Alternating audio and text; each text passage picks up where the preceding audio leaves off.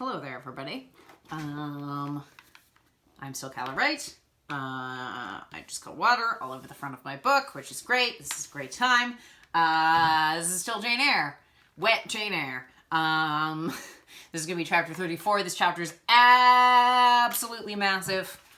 So let's see if this is another one that I enjoy a lot, because I seem to have enjoyed all of the really massive chapters before, although they do take a long time to read. Kathy, stop it. Stop that. Okay, chapter 34. It was near Christmas by the time all was settled. The season of general holiday approached. I now closed Morton's school, taking care that the parting should not be barren on my side.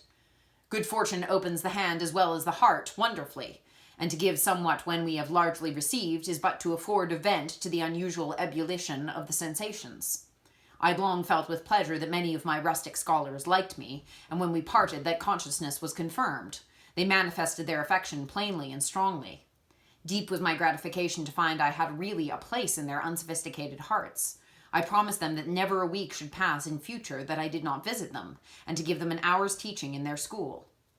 Mr. Rivers came up as, having seen the classes, now numbering 60 girls, file out before me and locked the door. I stood with the key in my hand, exchanging a few words of special farewell with some half a dozen of my best scholars, as decent, respectable, modest, and well-informed young women as could be found in the ranks of the British peasantry.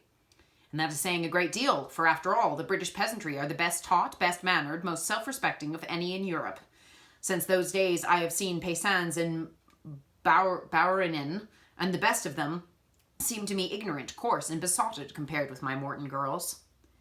Do you consider you've gotten your reward for a season of exertion? Asked Mr. Rivers when they were gone. Does not the consciousness of having done some real good in your day and generation give pleasure? Doubtless. And you've only toiled for a few months. Would not a life devoted to the task of regenerating your race be well spent? Yes, I said, but I could not go on so forever. I want to enjoy my own faculties as well as to cultivate those of other people. I must enjoy them now. Don't recall either my mind or body to the school. I am out of it and disposed for a full holiday. He looked grave. What now? What sudden eagerness is this you evince? What are you going to do? To be active. To be as active as I can. And first I must beg you to set Hannah at liberty and get somebody else to wait on you. Do you want her? Yes, to go with me to Moor House. Diana and Mary will be home in a week, and I want to have everything in order against their arrival. I understand. I thought you were flying off on some excursion. It is better so. Hannah shall go with you. Tell her to be ready by tomorrow, then, and here is the schoolroom key. I will give you the key of my cottage in the morning. He took it. You give it up very gleefully, said he. I don't quite understand your lightheartedness, because I cannot tell what employment you propose to yourself as a substitute for the one you're relinquishing. What aim, what purpose, what ambition in life do you have now? My first aim will be to clean down, do you comprehend the full force of the expression? To clean down Moor House from chamber to cellar. My next, to rub it up with beeswax, oil, and an indefinite number of cloths till it glitters again. My third, to arrange every chair, table, bed, carpet with mathematical precision. Afterwards, I shall go near to ruin you in coals and peat to keep up good fires in every room. And lastly, the 2 days preceding that on which your sisters are expected will be devoted by Hannah and me to such a beating of eggs, sorting of currants, grating of spices, compounding of Christmas cakes, chopping up of materials for mince pies, and solemnizing of other culinary rites, as words can convey, but an inadequate notion of to the uninitiated like you. My purpose, in short, is to have all things in an absolutely perfect state of readiness for Diana and Mary before next Thursday, and my ambition is to give them a beau ideal of a welcome when they come. St. John smiled slightly. Still, he was dissatisfied. It's all very well for the present, said he, but seriously, I trust that when the first flush of vivacity is over, you'll look a little higher than domestic endearments and household joys. The best things the world has, I interrupted. No, Jane, no. This world is not the scene of fruition. Do not attempt to make it so. Nor of rest. Do not turn slothful. I mean, on the contrary, to be busy. Jane, I excuse you for the present. 2 months' grace I allow you for the full enjoyment of your new position, and for pleasing yourself with this late-found charm of relationship. But then, I hope, you will begin to look beyond Moor House and Morton, and sisterly society, and the selfish calm and sensual comfort of civilized affluence. I hope your energies will then once more trouble you with their strength. I looked at him with surprise. St. John, I said, I think you are almost wicked to talk so. I am disposed to be as content as a queen, and you try to stir me up to restlessness. To what end? To the end of turning to profit the talents which God has commanded to your keeping, and of which he will surely one day demand a strict account. Jane, I shall watch you closely and anxiously, I warn you of that, and try to restrain the disproportionate fervor with which you throw yourself into common home pleasures. Don't cling so tenaciously to ties of the flesh. Save your constancy and ardor for an adequate cause. Forbear to waste them on trite, transient objects. Do you hear, Jane? Yes, just as if you were speaking Greek. I feel I have adequate cause to be happy, and I will be happy. Goodbye. Happy at Moor House I was, and hard I worked, and so did Hannah. She was charmed to see how jovial I could be amidst the bustle of house turned topsy-turvy, how I could brush and dust and clean and cook. And really, after a day or two of confusion, worse confounded, it was delightful by degrees to invoke order from the chaos ourselves had made. I had previously taken a journey to to purchase some new furniture, my cousins having given me carte blanche to effect what alterations I pleased, and a sum having been set aside for that purpose. The ordinary sitting room and bedrooms I left much as they were, for I knew Diana and Mary would derive more pleasure from seeing again the whole old homely tables and chairs and beds than from the spectacle of the smartest innovations. Still, some novelty was necessary to give their return the piquancy with which I wished it to be invested. Dark, handsome new carpets and curtains, an arrangement of some carefully selected antique ornaments in porcelain and bronze, new coverings and mirrors and dressing cases for the toilet tables answered the end. They looked fresh without being glaring. A spare parlor and bedroom I refurnished entirely, with old mahogany and crimson upholstery. I laid canvas on the passage and carpets on the stairs. When all was finished, I thought Moor House as complete a model of bright, modern, modest snugness within, as it was, at this season, a specimen of wintry waste and desert dreariness without. The eventful Thursday at length came. They were expected about dark, and ere dusk fires were lit upstairs and below, the kitchen was in perfect trim. Hannah and I were dressed, and all was in readiness. St. John arrived first. I had entreated him to keep quite clear of the house till everything was arranged, and indeed the bare idea of the commotion, at once sordid and trivial, going on within its walls, sufficed to scare him to estrangement. He found me in the kitchen, watching the progress of certain cakes for tea, then baking. Approaching the hearth, he asked if I was at last satisfied with housemaid's work. I answered by inviting him to accompany me on a general inspection of the result of my labors. With some difficulty, I got him to make a tour of the house. He just looked in at the doors I opened, and when he had wandered upstairs and downstairs, he said I must have gone through a great deal of fatigue and trouble to have effected such considerable changes in so short a time. But not a syllable did he utter indicating pleasure in the improved aspect of his abode. This silence damped me. I thought perhaps if the alterations had disturbed some old associations he valued. I inquired whether this was the case, no doubt in a somewhat crestfallen tone. Not at all. He had, on the contrary, remarked that I had scrupulously respected every association. He feared, indeed, I must have bestowed more thought on the matter than it was worth. How many minutes, for instance, had I devoted to studying the arrangement of this very room? By the by, could I tell him where such a book was? I showed him the volume on the shelf. He took it down, and withdrawing to his accustomed window recess, he began to read it. Now, I did not like this reader. St. John was a good man, but I began to feel he had spoken truth of himself when he said he was hard and cold. The humanities and amenities of life had no attraction for him, its peaceful enjoyments no charm. Literally, he lived only to aspire. After what was good and great, certainly, but still he would never rest, nor approve of others resting around him. As I looked at his lofty forehead, still and pale as a white stone, at his fine lineaments fixed in study, I comprehended all at once that he would hardly make a good husband, that it would be a trying thing to be his wife. I understood, as by inspiration, the nature of his love for Miss Oliver. I agreed with him that it was but a love of the senses. I comprehended how he should despise himself for the feverish influence it exercised over him, how he should wish to stifle and destroy it, how he should mistrust its ever conducing permanently to his happiness or hers. I saw he was of the material from which nature hews her heroes, Christian and pagan, her lawgivers, her statesmen, her conquerors, a steadfast bulwark for great interest to rest upon. But at the fireside, too often a cold, cumbrous column, gloomy and out of place. The parlor is not his sphere, I reflected. The Himalayan ridge or Caffrey bush, even the plague-cursed Guinea coast swamp would suit him better. Well may he eschew the calm of domestic life. It is not his element. There his faculties stagnate. They cannot develop or appear to advantage. It is in scenes of strife and danger, where courage is proved and energy exercised and fortitude tasked, that he will speak and move, the leader and superior. A merry child would have the advantage of him on this hearth. He is right to choose a missionary's career. I see it now. "They're coming! They're coming!" cried Hannah, throwing open the parlor door.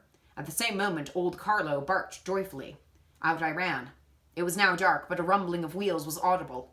Hannah soon had a lantern lit. The vehicle had stopped at the wicket. The driver opened the door.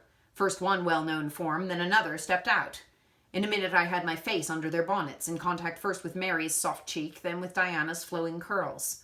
They laughed, kissed me. Then Hannah patted Carlo, who was half wild with delight, asked eagerly if all was well, and being assured in the affirmative, hastened into the house. They were stiff with their long and jolting drive from Whitcross, and chilled with the frosty night air, but their pleasant countenances expanded in the cheerful firelight. While the driver and Hannah brought in the boxes, they demanded St. John. At this moment he advanced from the parlor.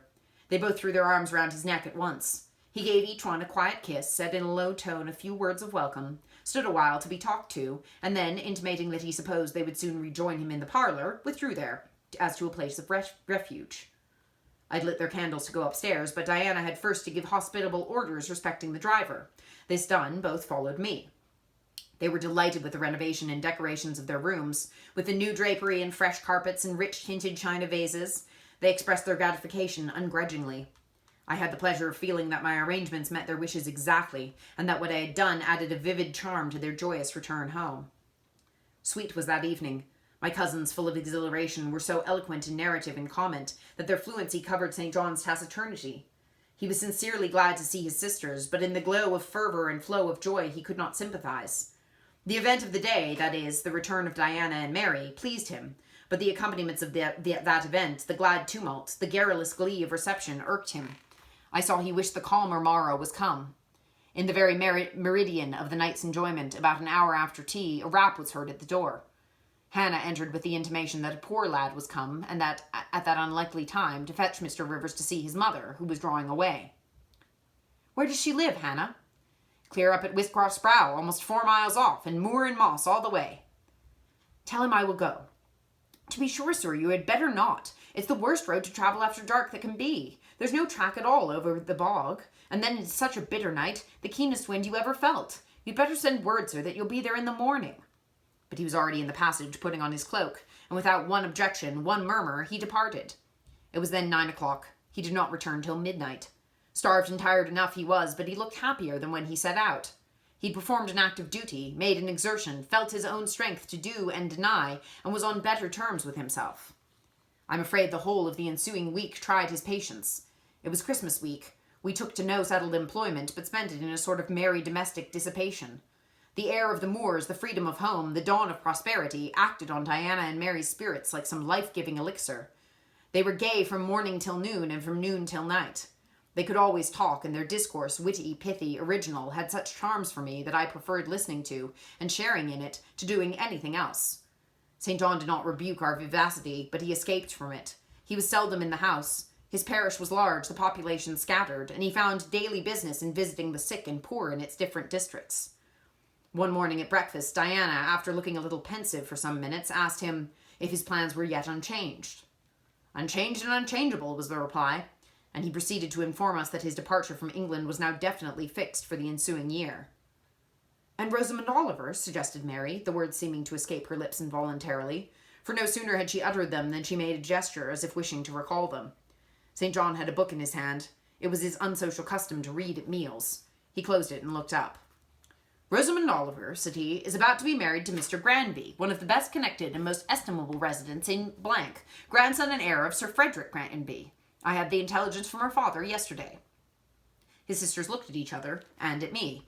We all three looked at him. He was serene as glass. "The match must have been got up hastily," said Diana. "They cannot have known each other long." "But 2 months. They met in October at the county ball at Blank. But where there are no obstacles to a union, as in the present case, where the connection is in every point desirable, delays are unnecessary. They will be married as soon as Blank place, which Sir Frederick gives up to them, can be refitted for their reception." The first time I found St. John alone after this communication, I felt tempted to inquire if the event distressed him. but he seemed so little to need sympathy that, so far from venturing to offer him more, I experienced some shame at the recollection of what I already hazarded. Besides, I was out of practice in talking to him. His reserve was again frozen over, and my frankness was congealed beneath it. He had not kept his promise of treating me like his sisters. He continually made little chilling differences between us, which did not at all tend to the development of cordiality. In short, now that I was acknowledged his kinswoman, and lived under the same roof as him, I felt the distance between us to be far greater than when he had known me only as the village schoolmistress. When I remembered how far I had once been admitted to his confidence, I could hardly comprehend his present frigidity. Such being the case, I felt not a little surprised when he raised his head suddenly from the desk, after which he was stooping, and said, "You see, Jane, the battle is fought and the victory won." Startled at being thus addressed, I did not immediately reply. After a moment's hesitation, I answered, "But are you sure you are not in the position of those conquerors whose triumphs have cost them too dear? Would not such another ruin you?" "I think not, and if I were, it does not signify. I shall never be called upon to contend for such another. The event of the conflict is decisive. My way is now clear. I thank God for it." So saying, he returned to his papers and his silence. As to our mutual happiness, i.e. Diana's, Mary's, and mine, settled into a quieter character, and we resumed our usual habits and regular studies. St. John stayed more at home. He sat with us in the same room, sometimes for hours together. While Mary drew, Diana pursued a course of encyclopedic reading she had, to my awe and amazement, undertaken, and I fagged away at German. He pondered a mystic lore of his own, that of some Eastern tongue, the acquisition of which he thought necessary to his plans. Thus engaged, he appeared, sitting in his own recess, quiet and absorbed enough. But that blue eye of his had a habit of leaving the outlandish-looking grammar and wandering over and sometimes fixing upon us, his fellow students, with a curious intensity of observation. If caught, it would be instantly withdrawn. Yet ever and anon it returned searchingly to our table. I wondered what it meant. I wondered, too, at the punctual satisfaction he never failed to exhibit on an occasion that seemed to me of small moment, namely, my weekly visit to Morton School. And still more was I puzzled when, if the day was unfavorable, if there was snow or rain or high wind and his sisters urged me not to go, he would invariably make light of their solicitude and encourage me to accomplish the task without regard to the elements. "Jane is not such a weakling as you would make her," he would say. "She can bear a mountain blast, or a shower, or a few flakes of snow, as well as any of us. Her constitution is both sound and elastic, better calculated to endure variations of climate than many more robust." And when I returned, sometimes a good deal tired and not a little weather-beaten, I never dared to complain, because I saw that to murmur would be to vex him. On all occasions, fortitude pleased him. The reverse was a special annoyance. One afternoon, however, I got leave to stay at home, because I really had a cold. His sisters were gone to Morton in my stead. I sat reading Schiller, he deciphering his crabbed Oriental scrolls. As I exchanged a translation for an exercise, I happened to look his way. There I found myself under the influence of the ever-watchful blue eye. How long it had been searching me through and over, I cannot tell. So keen was it, and yet so cold, I felt for a moment superstitious, as if I were sitting in the room with something uncanny. "Jane, what are you doing?" "Learning German." "I want you to give up German and learn Hindustani." "You're not in earnest?" "In such earnest that I must have it so, and I will tell you why." He then went on to explain that Hindustani was the language he was himself at present studying, that as he advanced he was apt to forget the commencement, that it would assist him greatly to have a pupil with whom he might again and again go over the elements, and so fix them thoroughly in his mind, that his choice had hovered for some time between me and his sisters, but that he had fixed on me because he saw that I could sit at a task the longest of the three. Would I do him this favor? I should not, perhaps, have to make the sacrifice long, as it wanted now barely 3 months to his departure. St. John was not a man to be lightly refused. You felt that every impression made on him, either for pain or pleasure, was deep-graved and permanent. I consented. When Diana and Mary returned, the former found her scholar transferred from her to her brother. She laughed, and both she and Mary agreed that St. John should never have persuaded them to such a step. He answered quietly, "I know it." I found him a very patient, very forbearing, and yet exacting master. He expected me to do a great deal, and when I fulfilled his expectations, he, in his own way, fully testified his approbation. By degrees he acquired a certain influence over me that took away my liberty of mind. His praise and notice were more restraining than his indifference. I could no longer talk or laugh freely when he was by, because a tiresomely important instinct reminded me that vivacity, at least in me, was distasteful to him. I was so fully aware that only serious moods and occupations were acceptable, that in his presence every effort to sustain or follow any other became vain. I fell under a freezing spell. When he said go, I went come. When he said go, I went. Come, I came. Do this, I did it. But I did not love my servitude. I wished many a time he had continued to neglect me. One evening, when at bedtime his sisters and I stood round him, bidding him good night, he kissed each of them, as was his custom, and as was equally his custom, he gave me his hand. Diana, who chanced to be in a frolicsome humour, she was not painfully controlled by his will, for hers, as in another way, was as strong, exclaimed, "St. John, you used to call Jane your third sister, but you don't treat her as such. You should kiss her too." She pushed me towards him. I thought Diana very provoking, and felt uncomfortably confused, and while I was thus thinking and feeling, St. John bent his head. His Greek face was brought to a level with mine, his eyes questioned my eyes piercingly. He kissed me. There are no such things as marble kisses or ice kisses, or I should say my ecclesiastical cousin's salute belonged to one of these classes. But there may be experiment kisses, and his was an experiment kiss. When given, he viewed me to learn the result. It was not striking. I'm sure I did not blush. Perhaps I might have turned a little pale, for I felt as if this kiss was a seal affixed to my fetters. He never omitted the ceremony afterwards, and the gravity and quiescence with which I underwent it seemed to invest it for him with a certain charm. As for me, I daily wished more to please him, but to do so I felt daily more and more that I must disown half my nature, stifle half my faculties, wrest my tastes from their original bent, force myself to the adoption of pursuits for which I had no natural vocation. He wanted to train me to an elevation I could never reach. It racked me hourly to aspire to the standard he uplifted. The thing was as impossible as to mold my irregular features to his correct and classic pattern, to give my changeable green eyes the sea-blue tint and solemn luster of his own. Not his ascendancy alone, however, held me in thrall at present. Of late it had been easy enough for me to look sad. A cankering evil sat at my heart and drained my happiness at its source, the evil of suspense. Perhaps you think I had forgotten Mr. Rochester, reader, amidst these changes of place and fortune. Not for a moment. His idea was still with me, because it was not a vapour sunshine could disperse, nor a sand-traced effigy storms could wash away. It was a name graven on a tablet, fated to last as long as the marble it inscribed. The craving to know what had become of him followed me everywhere. When I was at Morton, I re-entered my cottage every evening to think of that, and now at Moor House I sought my bedroom each night to brood over it. In the course of my necessary correspondence with Mr. Briggs about the will, I had inquired if he knew anything of Mr. Rochester's present residence and state of health, but as St. John had conjectured, he was quite ignorant of all concerning him. I then wrote to Mrs. Fairfax, entreating information on the subject.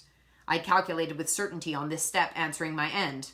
I felt sure it would elicit an early answer. I was astonished when a fortnight passed without reply, but when 2 months wore away, and day after day the post arrived and brought nothing for me, I fell a prey to the keenest anxiety. I wrote again. There was a chance of my first letter having missed. Renewed hope followed renewed effort. It shone like the former for some weeks, and then, like it faded, flickered. Not a line, not a word reached me. When half a year wasted in vain expectancy, my hope died out, and then I felt dark indeed. A fine spring shone round me, which I could not enjoy. Summer approached. Diana tried to cheer me. She said I looked ill and wished to accompany me to the seaside. This St. John opposed. He said I did not want dissipation, I wanted employment. My present life was too purposeless. I required an aim, and I suppose, by way of supplying deficiencies, he prolonged still further my lessons in Hindustani, and grew more urgent in requiring their accomplishment. And I, like a fool, never thought of resisting him. I could not resist him. One day I had come to my studies in lower spirits than usual. The ebb was occasioned by a poignantly felt disappointment. Hannah had told me in the morning there was a letter for me, and when I went down to take it, almost certain that the long-looked-for tidings were vouchsafed me at last, I found only an unimportant note from Mr. Briggs on business. The bitter check had wrung from me some tears, and now, as I sat poring over the crabbed characters and flourishing tropes of an Indian scribe, my eyes filled again. St. John called me to his side to read. In attempting to do this, my voice failed me. Words were lost in sobs. He and I were the only occupants of the parlour. Diana was practicing her music in the drawing-room. Mary was gardening. It was a very fine May day, clear, sunny, and breezy. My companion expressed no surprise at this emotion, nor did he question me as to its cause. He only said, "We'll wait a few moments, Jane, till you're more composed." And while I smothered the paroxysm with all haste, he was sat calm and patient, leaning on his desk and looking like a physician watching with the eye of science an expected and fully understood crisis in a patient's malady. Having stifled my sobs, wiped my eyes, and muttered something about not being very well that morning, I resumed my task and succeeded in completing it. St. John put away my books and his, locked his desk, and said, "Now, Jane, you shall take a walk, and with me." "I'll call Diana and Mary." "No, I want only one companion this morning, and it must be you. Put on your things, go out by the kitchen door, take the road toward the head of Marsh Glen. I will join you in a moment." I know no medium.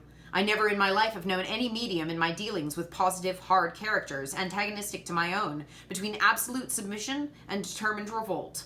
I have always faithfully observed the one, up to the moment of bursting, sometimes with volcanic vehemence, into the other.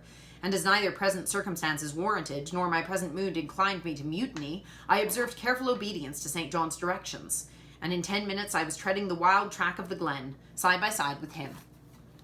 The breeze was from the west. It came over the hills, sweet with scents of heath and rush. The sky was of a stainless blue. The stream descending the ravine, swelled with past spring rains, poured along plentiful and clear, catching golden gleams from the sun and sapphire tints from the firmament. As we advanced and left the track, we trod a soft turf, mossy fine and emerald green, minutely enameled with a tiny white flower, and spangled with a star-like yellow blossom.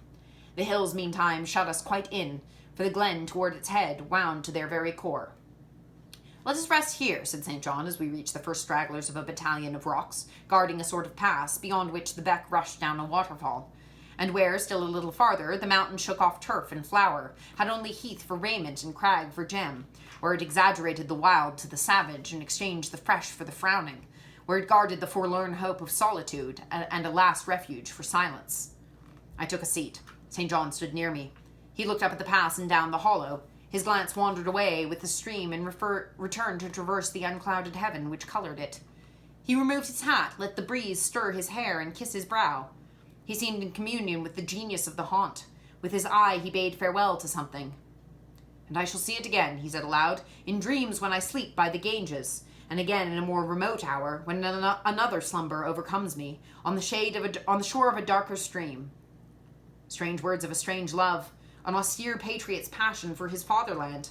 He sat down. For half an hour we never spoke, neither he to me nor I to him. That interval past, he recommenced. "Jane, I go in 6 weeks. I have taken my berth in an East Indiaman which sails on the 20th of June. "God will protect you, for you've undertaken his work," I answered. "Yes," he said, "there is my glory and joy. I am the servant of an infallible master. I am not going out under human guidance, subject to the defective laws and erring control of my feeble fellow-worms. My king, my lawgiver, my captain, is the all-perfect.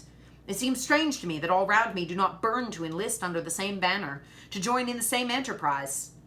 All have not your powers, and it would be folly for the feeble to wish to march with the strong. I do not speak of the feeble, or think of them. I address only such as are worthy of the work, and competent to accomplish it. Those are few in number, and difficult to discover. You say truly, but when found, it is right to stir them up, to urge and exhort them to the effort, to show them what their gifts are and why they were given, to speak heaven's message in their ear, to offer them direct from God a place in the ranks of his chosen. If they're really qualified to the task, will not their own hearts be the first to inform them of it?" I felt as if an awful charm was framing round and gathering over me. I trembled to hear some fatal word spoken which would at once declare and rivet the spell. "And what does your heart say?" demanded St. John. My heart is mute, I answered, struck and thrilled. "Then I must speak for it," continued the deep, relentless voice. "Jane, come with me to India. Come as my helpmeet and fellow-laborer." The glen and sky spun round. The hills heaved. It was as if I had heard a summons from heaven, as if a visionary messenger, like him of Macedonia, had announced, "Come over and help us." But I was no apostle. I could not behold the herald. I could not receive his call. "Oh, St. John," I cried, "have some mercy." I appealed to one who, in the discharge of what he believed his duty, knew neither mercy nor remorse. He continued, "God and nature intended you for a missionary's wife. It is not personal, but mental endowments they have given you. You are formed for labor, not for love. A missionary's wife you must be, shall be. You shall be mine. I claim you, not for my pleasure, but for my sovereign's service." "I am not fit for it. I have no vocation," I said. He had calculated on these first objections. He was not irritated by them.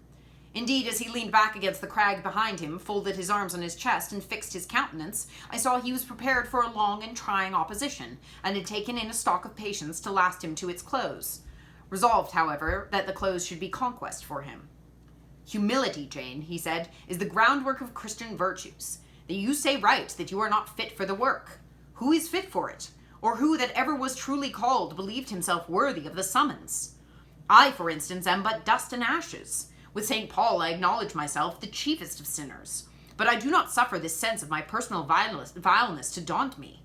I know my leader, that he is just as well as mighty, and while he has chosen a feeble instrument to perform a great task, he will, from the boundless stores of his providence, supply the inadequacy of the means to the end. Think like me, Jane. Trust, like me. It is the rock of ages I ask you to lean on. Do not doubt but it will bear the weight of your human weakness." "I do not understand a missionary life. I've never studied missionary labors." "There, I, humble as I am, can give you the aid you want. I can set you your task from hour to hour, stand by you always, help you from moment to moment. This I could do in the beginning. Soon, for I know your powers, you would be as strong and apt as myself, and would not require my help." "But my powers, where are they for this undertaking? I do not feel them. Nothing speaks or stirs in me while you talk. I am sensible of no light kindling, no life quickening, no voice counseling or cheering. Oh, I wish I could make you see how much my mind is at this moment like a rayless dungeon, with one shrinking fear fettered in its depth, the fear of being persuaded by you to attempt what I cannot accomplish." "I have an answer for you. Hear it. I have watched you ever since we first met. I have made you my study for 10 months. I have proved you in that time by sundry tests. And what have I seen and elicited? In the village school I found you could perform well, punctually, uprightly, labor uncongenial to your habits and inclinations. I saw you could perform it with capacity and tact. You could win while you controlled. In the calm with which you learnt you had become suddenly rich, I read a mind clear in the vice of Demas. Lucre had no undue power over you.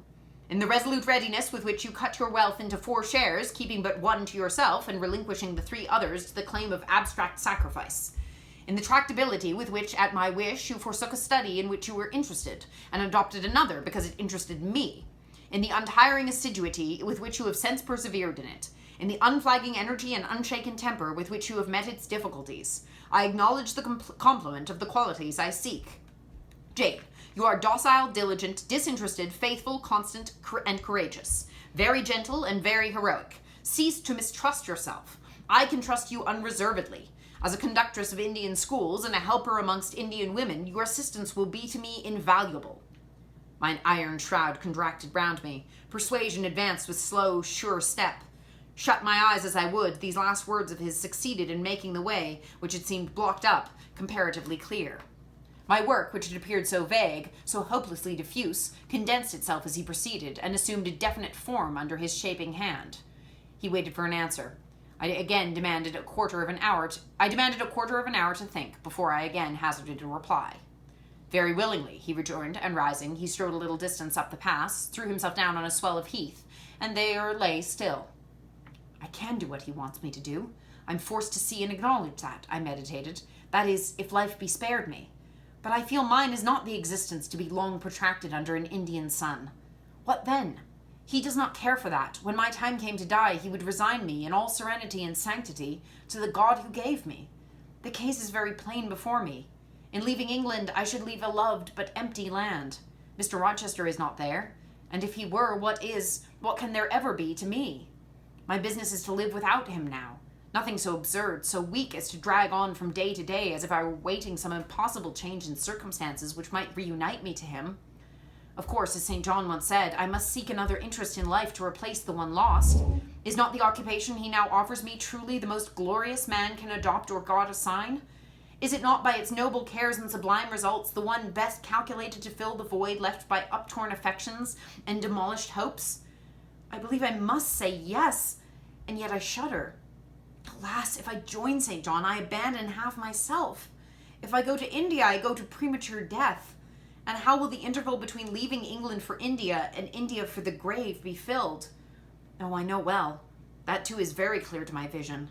By straining to satisfy St. John till my sinews ache, I shall satisfy him. to the finest central point and farthest outward circle of his expectations. If I do go with him, if I do make the sacrifice he urges, I will make it absolutely. I will throw all on the altar, heart, vitals, the entire victim. He will never love me, but he shall approve me. I will show him energies he has not yet seen, resources he has never expected.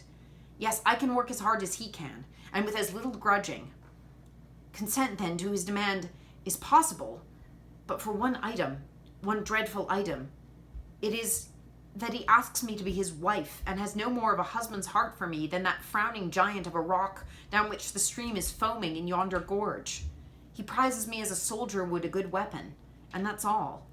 Unmarried to him, this would never grieve me, but can I let him complete his calculations, coolly put into practice his plans, go through the wedding ceremony? Can I receive from him the bridal ring, endure all the forms of love, which I doubt not he would scrupulously observe, and know that the spirit was quite absent? Can I bear the consciousness that every endearment he bestows is a sacrifice made on principle? No, such a martyrdom would be monstrous. I will never undergo it.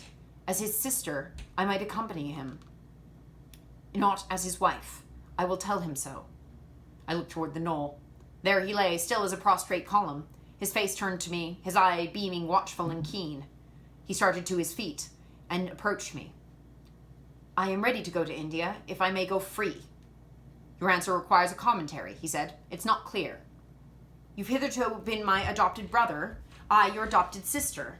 Let us continue as such. You and I had better not marry. He shook his head. Adopted fraternity will not do in this case. If you were my real sister, it would be different. I should take you and seek no wife. But as it is, either our union must be consecrated and sealed by marriage, or it cannot exist. Practical obstacles oppose themselves to any other plan. Do you not see it, Jane? Consider a moment. Your strong sense will guide you. I did consider, and still my sense, such as it was, directed me only to the fact that we did not love each other as man and wife should, and therefore it inferred we ought not to marry. I said so. St. John, I returned, I regard you as a brother, you, me as a sister, so let us continue. We cannot, he answered, with short, sharp determination. It would not do. You said you will go with me to India. Remember, you've said that. Conditionally. Well, to the main point, the departure with me from England, the cooperation with me in my future labors, you do not object. You have already as good as put your hand to the plow. You are too consistent to withdraw it. You have but one end to keep in view, how the work you have undertaken can best be done. Simplify your complicated interests, feelings, thoughts, wishes, aims. Merge all considerations in one purpose, that of fulfilling with effect, with power, the mission of your great master. To do so, you must have a coadjutor, not a brother, that is a loose tie, but a husband. I, too, do not want a sister. A sister might any day be taken from me. I want a wife, the sole helpmeet I can influence efficiently in life, and retain absolutely till death. I shuddered as he spoke. I felt his influence in my marrow, his hold on my limbs. Seek one elsewhere than in me, St. John. Seek one fitted to you. One fitted to my purpose, you mean, fitted to my vocation. Again, I tell you, it is not the insignificant private individual, the mere man with the man's selfish senses, I wish to mate. It is the missionary. And I will give the missionary my energies. It is all he wants, but not myself. That would only be adding the husk and shell to the kernel. For them he has no use. I retain them. You cannot. You ought not. Do you think God will be satisfied with half an oblation? Will he accept a mutilated sacrifice? It is the cause of God I advocate. It is under his standard I enlist you. I cannot accept on his behalf a divided allegiance. It must be entire. Oh, I will give my heart to God, I said. You do not want it. I will not swear, reader, that there was not something of repressed sarcasm both in the tone in which I uttered the sentence and in the feeling that accompanied it. I'd silently feared St. John till now because I had not understood him. He had held me in awe because he had held me in doubt. How much of him was saint, how much mortal, I could not heretofore tell, but revelations were being made in this conference. The analysis of his nature was proceeding before my eyes.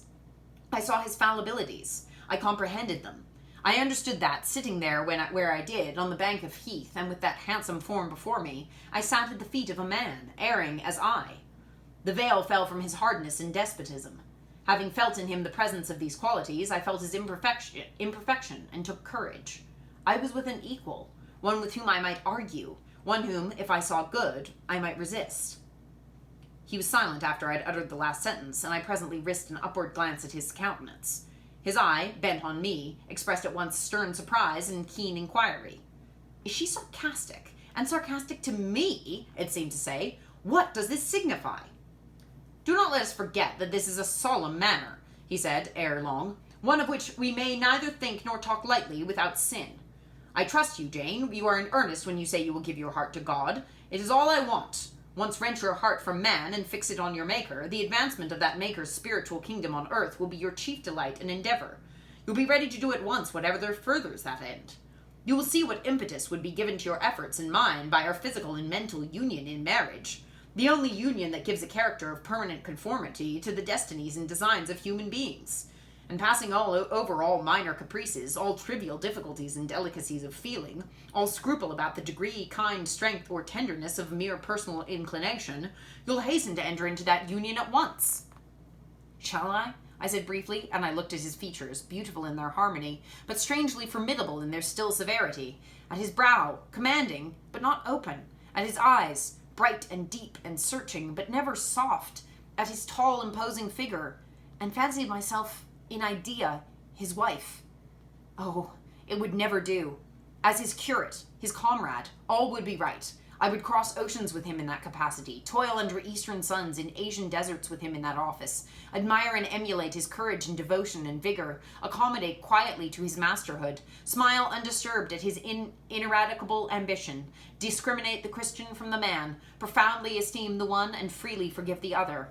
I should suffer often, no doubt, attached to him only in this capacity.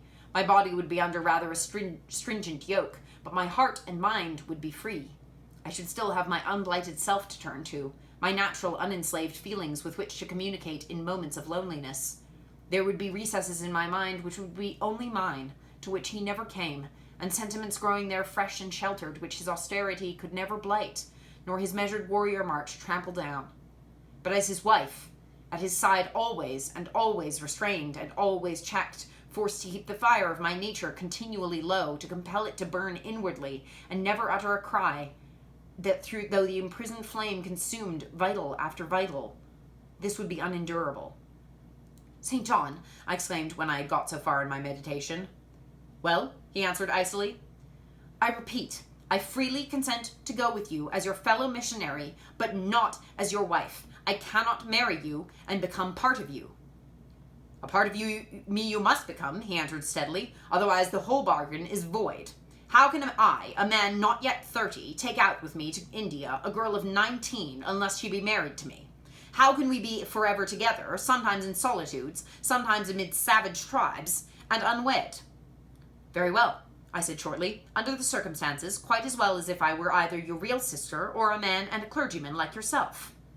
It is known that you are not my sister. I cannot introduce you as such. To attempt it would be to fasten injurious suspicions on us both.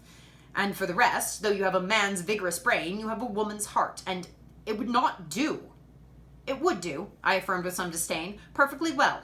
I have a woman's heart, but not where you are concerned. For you I have only a comrade's constancy, a fellow soldier's frankness, fidelity, fraternity, if you like, a neophyte's respect and submission to his hierophant. Nothing more, don't fear.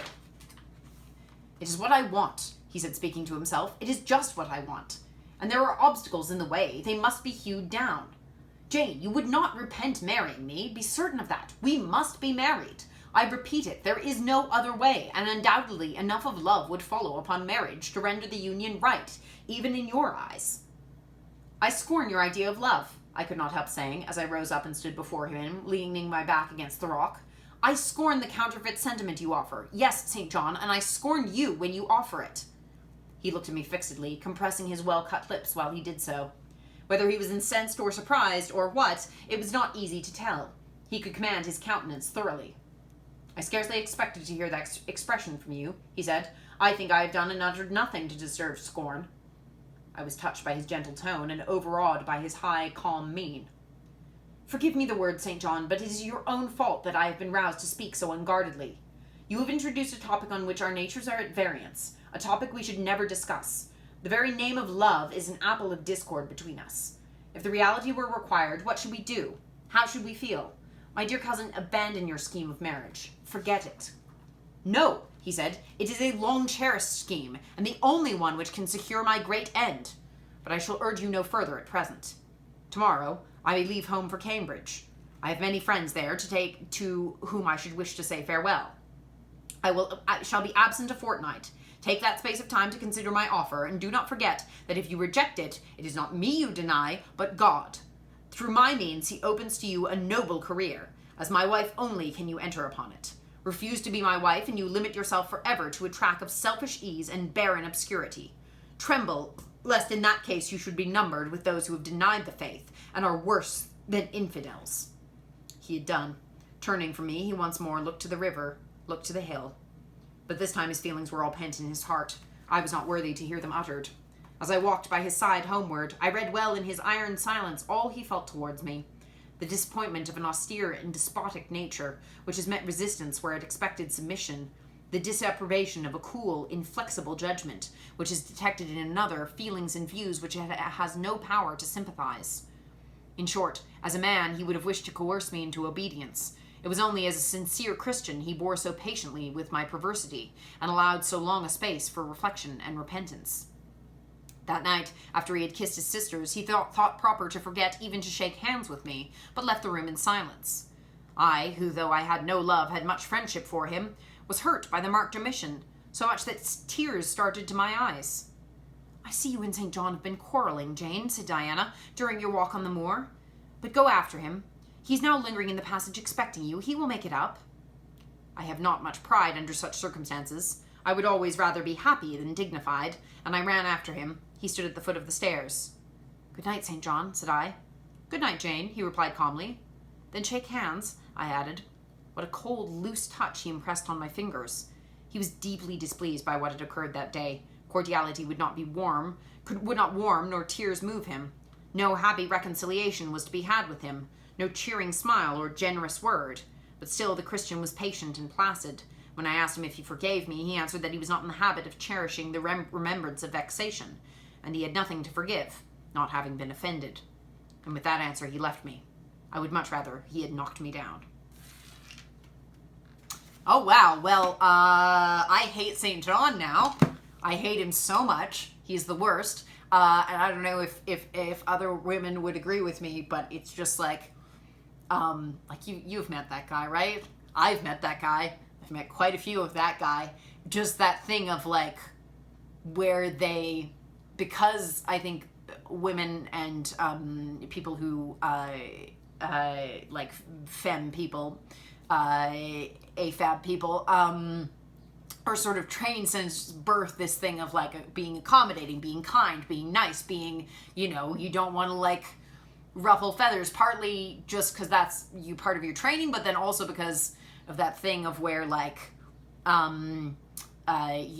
fight or flight is a very like masculine idea of the response to fear, and women very frequently will tend toward friend instead. Like, so it's a defense mechanism, like be nice, be nice, be nice, roll over and show your belly, accommodate,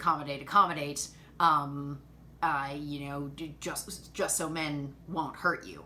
And there's that, like, Jane is this mix of where she really wants everybody to like her. She really wants to be kind and good and to everybody, because she's wonderful. But then I do really admire her, that she's so kind and so accommodating and so willing to suffer displeasure for the happiness of other people, like up to a point. But she never, ever, she has a really great sense of her own limits, and is really good, as much as she hates it, at being like, here's my line and here's what I will not cross, which I really like about her. It's also interesting to compare St. John to Rochester, where they're both sort of, I mean, she loves Rochester, but there is, with both of them, this idea where like, they have an idea of the person that she is based on her actions, but it has very little to do with the actual person that she is. Rochester definitely has a more of an idea, I think, of the actual person that she is, and they click really well, but like but yeah, St. John has this picture of her in his head, and it's really, really, it's disparate from the person that she really is. Yeah, also, always a little wary of, like, he's not wrong that societally, you know, it would be really looked down on, he would be looked down on bringing Jane to India if they weren't actually married, but also, it's one of those things where it's like, he's pushing this thing of, like, if you renounce me, you're renouncing God, but it also, I feel like, is, like, it's pretty selfish of him. Like, she's like, yeah, I want to go with you to India and I want to do this work, but I'm also just, like, not in love with you. And he's like, no, but we have to be married. And it just is one of those things where it's like, it probably is partly an appearance thing, but how much is an appearance thing, and how much does he want total control over Jane? How much does he not want her to have independence while they're there? I don't know, you know? And then there's also this thing of, like, this comparison of her with, what's her face? Rosamund Oliver, and also with his sisters, and this thing of, like, you know, he's sort of, like, not like other womening her a little bit, you know, like, you're not like other girls because you have this and this and this similarity to men, which it's like, she might or she might not, but Jane is a woman, like, and the sort of implication of the not like other girls things is, it's like, well, you know, femininity is bad, but you don't possess all that much femininity, so you're okay. And it's like, yeah, we don't like that. Anyway, I hate St. John. We're very close to the end of this book, because that was a really long chapter. Yeah, I hope you have a good day. Goodbye.